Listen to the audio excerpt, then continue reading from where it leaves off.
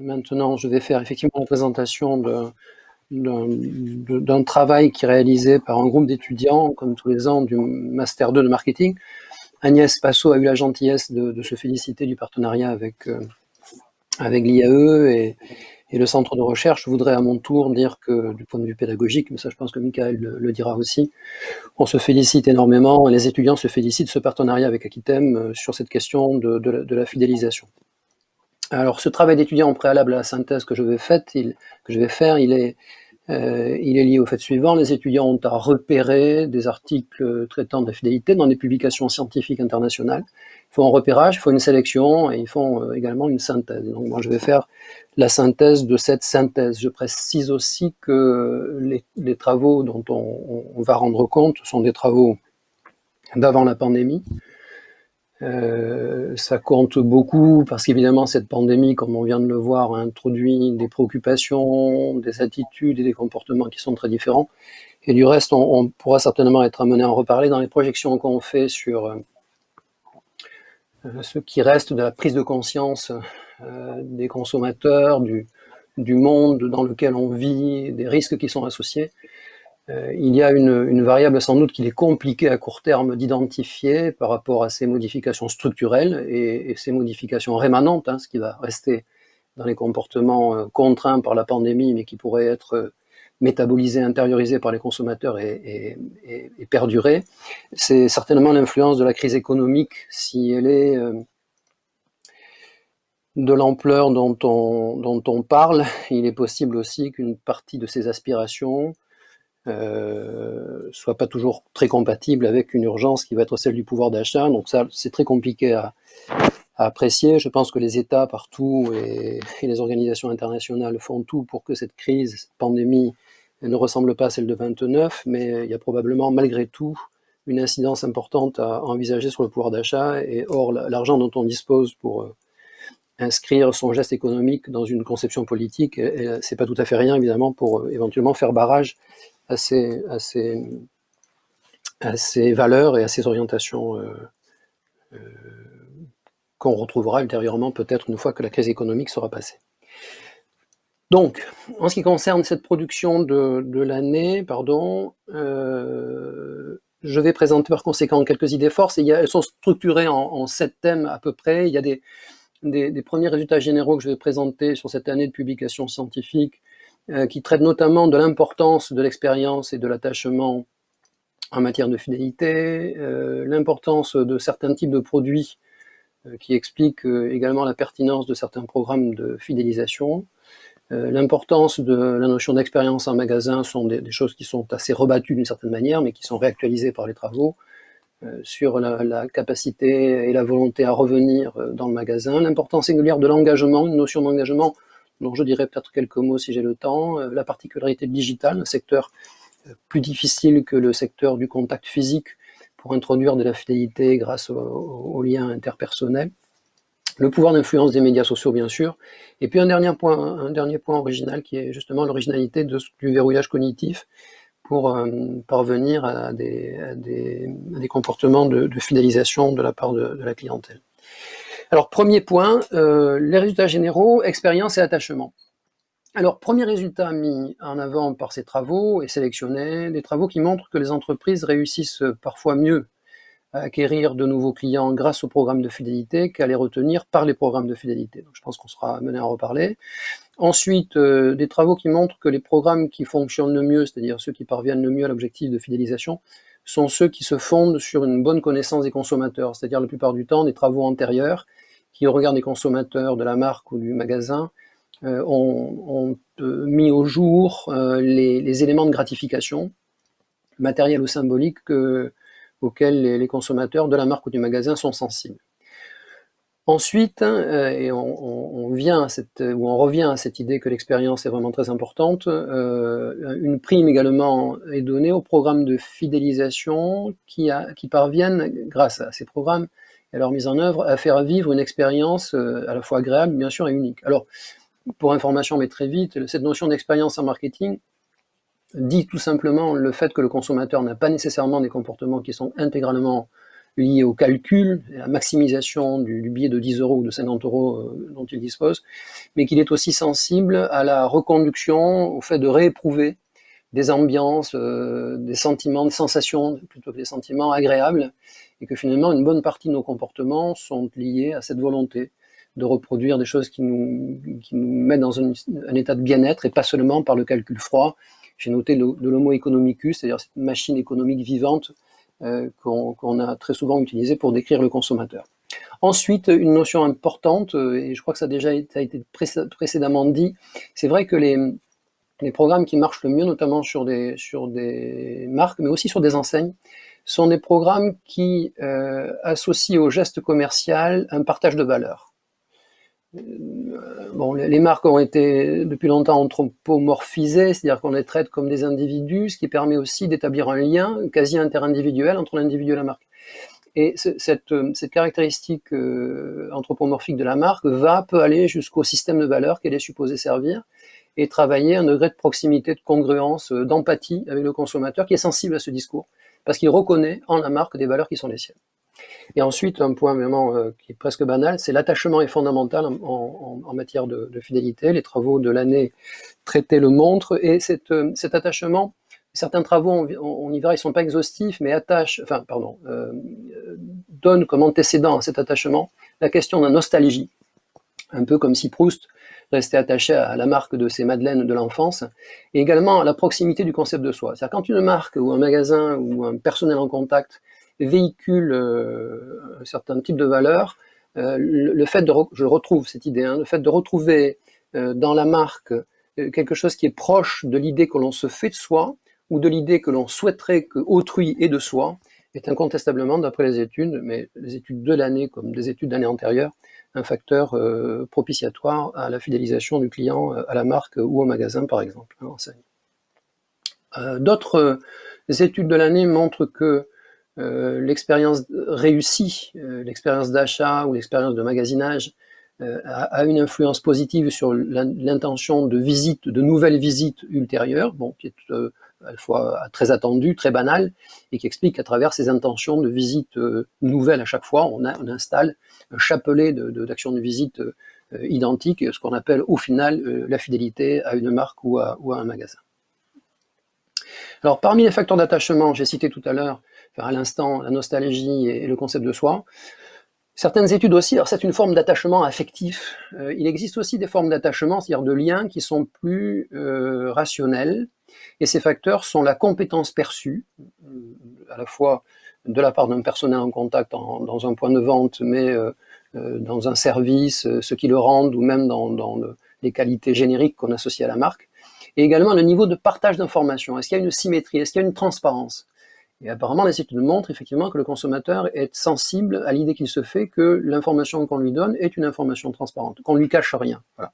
Et donc là, il prend ça évidemment pour une forme de proximité, de bienveillance, ce qui est en complément de la compétence perçue, qui est plutôt un facteur rationnel de l'attachement. Cette idée que la marque est bienveillante, évidemment, c'est un facteur d'attachement dans les dimensions qui sont des dimensions plus affectives. Un autre antécédent d'engagement, donc c'est une autre forme d'attachement rationnel, c'est la capacité d'innovation, la capacité qu'un programme de fidélité à se réinventer, naturellement, partiellement, pas en totalité sans doute, en tout cas pas d'un seul coup, mais d'apporter des nouveautés. Et ça, effectivement, les études montrent que c'est une forme d'attachement rationnel qui favorise la perception des avantages perçus par le programme, une forme de réinitialisation permanente des bénéfices supposément procurés supposément ou réellement procuré par le programme de fidélisation. Et un résultat qui n'est pas inintéressant, dans les études encore une fois sélectionnées et traitées, des différences semblent importantes entre sexes. À savoir qu'il y a statistiquement des différences de sensibilité et d'efficacité entre femmes et hommes. Les femmes, d'après ces études, sembleraient plus sensibles à ce caractère innovant des programmes de fidélité, donc qui se réinventent partiellement dans le temps, alors que les hommes seraient davantage sensibles aux avantages perçus du programme de fidélité, avec une moindre intervention de l'innovation comme facteur de conviction. Alors, un travail aussi, mais je ne vais pas je vais pas détailler ça, notamment un seul travail, pour une tentative quasi mathématique d'associer, enfin de faire converger l'intérêt financier d'entreprise et l'intérêt des consommateurs en utilisant ce qu'on appelle en mathématiques la théorie des jeux. L'article notamment compare, ça c'est intéressant, il compare deux stratégies génériques de programmes, enfin de stratégies, de choix de programmes de fidélisation, soit la remise immédiate, soit une stratégie de rétention à travers des avantages qui trouvent à se libérer de manière différée dans le temps. Les conclusions de l'article, c'est de dire au fond, il n'y a pas de martingale universelle, il faut élaborer un programme de fidélité, soit par la rétention, soit par la remise immédiate, qui tient compte de ce que font les concurrents. Il faut se distinguer et ne pas être en retard par rapport à des programmes qui marchent. Donc, première indication, surveiller les programmes des concurrents, définir notre programme en fonction du leur et de leur efficacité. Et deuxième conclusion, malgré tout, il semble qu'une forme d'efficacité tienne non seulement à la manière dont on peut différencier son programme ou copier le programme des concurrents, mais aussi au produit lui-même. En d'autres termes, quand le produit est cher et qu'il est plutôt exclusif, la remise immédiate semble conseillable, puisque les statistiques sont plutôt en faveur de l'efficacité de ce type de choix. Quand le produit est un produit d'achat récurrent, il semblerait que la rétention soit un meilleur choix.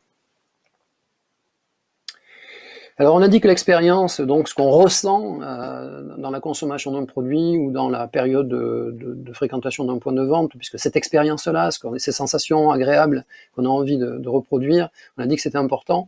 Donc en matière de point de vente, il est clair qu'il faut travailler l'atmosphère et l'ambiance. Alors c'est deux mots qui sont très proches et on sait que ces atmosphères et ces ambiances sont véhiculées par la musique, au fond, tout ce qui est stimulation sensorielle, les fragrances, le visuel,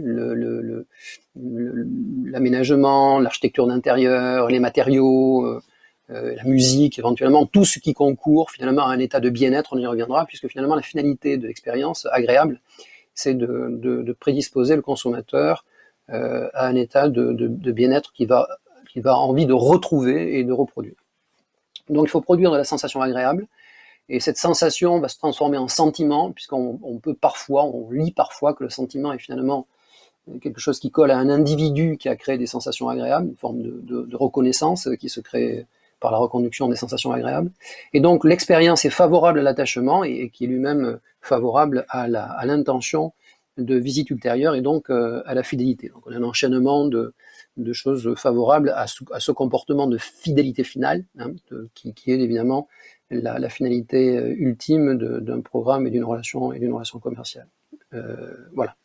Donc derrière ça, un point qui peut paraître banal et tellement évident, mais qui mérite certainement d'être rappelé, c'est que notamment sur les points de vente, l'expérience c'est bien, mais la disponibilité des produits c'est pas mal non plus, et que finalement il faut, quand on veut assurer une fidélité au produit, que non seulement l'ambiance du magasin dans lequel on le commercialise soit bonne, mais il faut que le produit soit visible, il faut qu'il soit accessible, il faut qu'il soit perçu, et d'où l'utilité même des promotions commerciales qui contribuent efficacement au lien dans la durée. C'est pas seulement une occasion favorable d'acheter, c'est aussi quelque chose qui s'intègre dans un processus plus long de fidélisation, dont les animations sont importantes. Alors on le sait, parce que c'est très tendance, ces animations, il faut qu'elles soient, comme tant de choses du reste aujourd'hui, presque tout, à la fois participative, il faut travailler la relation entre les individus, les gens aiment ça, être en relation, et puis la gamification.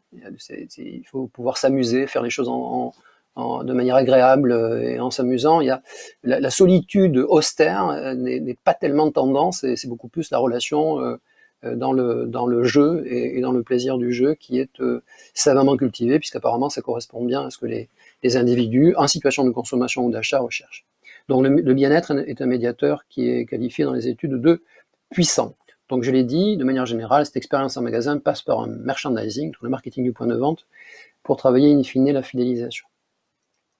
Alors, ça a été dit, et je pense que ces études, encore une fois, sont réalisées avant le confinement, je les restitue maintenant, et certains points sont renforcés, comme ça a été dit aussi, c'est une forme d'accélération d'évolution qui était en cours, qui sera momentanément, durablement contrariée ou non, encore une fois, par une diminution du pouvoir d'achat d'un certain nombre de ménages, ce que j'ai dit en introduction, mais fermons la parenthèse. Là, on voit bien que ce merchandising est efficace, notamment quand il passe par la signalisation explicite de la région d'origine. Et ces études montraient déjà qu'il y avait une attente croissante et de sensibilité aiguë du consommateur pour des formes de circuits courts et de production de proximité. On l'a dit aussi, ça touche surtout et notamment et surtout l'alimentaire, mais certainement pas que. Donc il y a une mise en valeur souhaitable du point de vue de la fidélisation des produits et de la présence des produits régionaux. Alors on a dit que l'engagement, j'ai dit tout à l'heure que l'engagement est une notion importante. L'engagement, alors c'est toute une littérature en marketing. Pour en parler de façon simple, en fait, je pense qu'il y a un rapprochement qui est pas si idiot, qui est celui des fiançailles par rapport au mariage, quelque chose qui est certainement assez désuet, mais l'engagement du consommateur notamment, c'est le fait que l'individu a une relation, a des comportements de relation effectifs avec la marque. Il va chercher l'information, il répond quand on l'interroge, il a des gestes. Il a des gestes de proximité, d'interaction avec la marque ou le magasin. C'est une forme comportementale d'engagement, et ça ne suffit pas, encore faut-il que cette constatation de relations et de comportements effectifs s'inscrive dans une volonté que ça dure. La fiançaillie, théoriquement, c'est le premier signe d'un moindre état de célibat, avec la volonté de perdurer, de faire que la relation perdure et se parachève certainement par le mariage ultérieur. C'est un peu pareil en marketing, c'est-à-dire l'engagement, c'est effectivement le constat de toute une série de gestes, de relations avec le magasin, avec le personnel, avec la marque, et la volonté intime, constatée, il faut interroger les gens, de garder ça. Alors, ce qui est classique, ce que je viens de dire, c'est que théoriquement, on peut considérer qu'il y a engagement quand il y a prédisposition affective, attitudinale, on dit en marketing affective, à être engagé ou à s'engager. Il faut que le personnel me paraisse sympathique, il faut que j'ai envie de le faire, il faut que la marque me paraisse congruente avec qui je suis. Et à ce moment-là, cette préparation affective me permet de déboucher sur le comportement. Mais en marketing, ce qu'on essaie de faire, c'est d'inverser la procédure.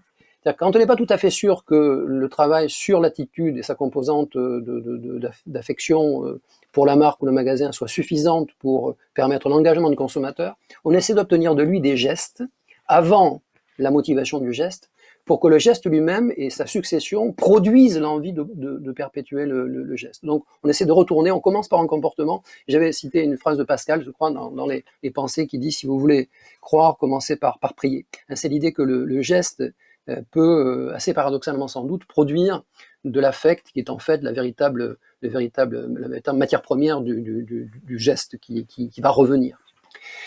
Alors on l'a dit, le digital, c'est un univers particulier, c'est moins tactile, moins sensoriel, donc c'est certainement plus compliqué de travailler sur l'attachement, mais malgré tout, les recherches montrent qu'il y a un bénéfice à travailler les expériences en ligne qui font appel aux sentiments, aux humeurs, aux émotions. Donc là encore, on retrouve beaucoup de simulation par le jeu, la volonté de convivialité.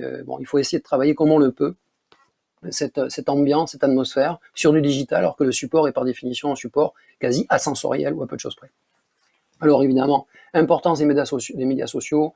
Les médias sociaux, ces relations entre les utilisateurs, les consommateurs sont très importants. Il y a des informations extraordinaires qui s'y échangent entre individus. Les individus accordent beaucoup d'importance à la vie de leur pairs parce que précisément ils donnent l'impression d'être désintéressés, alors que toute forme de communication d'une marque qui a intérêt à faire croire quelque chose est auréolée évidemment de méfiance, est accompagnée par la méfiance qui est légitime.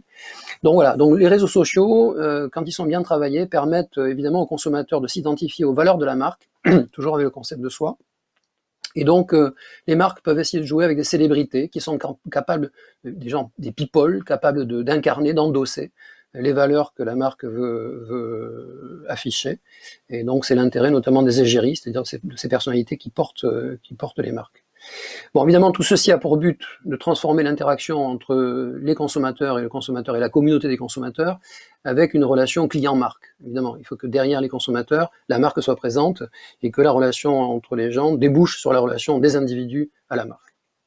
Alors là, on retrouve, d'ailleurs, je l'ai noté parce que ce sont des choses qui, dans les années 80, donc il y a une quarantaine d'années, Séguéla travaillait déjà sur le rapprochement de la marque avec ce qu'il appelait la star stratégie, c'est-à-dire un physique, un style et un caractère. Il y avait déjà donc dans cette dans cette manière de travailler les marques, une anthropomorphisation, j'ai employé le terme tout à l'heure, qui permet évidemment tous ces liens qui théoriquement sont des liens interindividuels, mais quand la marque devient statutairement quasiment une personne, eh bien on peut envisager, espérer du point de vue commercial, un lien quasi affectif entre l'individu précisément et une marque qui s'est anthropomorphisée. Donc il y a un physique, un style, un caractère, et notamment on va y venir de l'artification, c'est-à-dire de l'esthétique aussi, l'importance du design. Alors là, j'ai noté également que dans ces réseaux sociaux, il y a des travaux récents, notamment des thèses qui ont été dirigées à Bordeaux, qui montrent que des individus dans les réseaux sociaux ont une importance singulière, ce sont les leaders d'opinion, et que les marques auraient tout intérêt, évidemment, à repérer ces leaders d'opinion, et à condition que ça soit bien fait, à obtenir des leaders d'opinion, évidemment, de tenir un discours qui serait un discours plutôt favorable à la marque, c'est bien évident. Voilà, donc l'objectif est de parvenir à construire une véritable communauté virtuelle. Les communautés sont toujours historiquement caractérisées par des liens forts et quasi historiques, alors que les sociétés sont plutôt des regroupements d'individus qui ont un intérêt commun, ce qui est un peu différent. Là, il s'agit d'introduire de l'affect, de la chaleur, de l'histoire, une parenté. Voilà. Donc, les marques ont à travailler sur cette notion de communauté virtuelle. Et puis, ah oui, une idée très... Alors ça, je pense que c'est un travail important.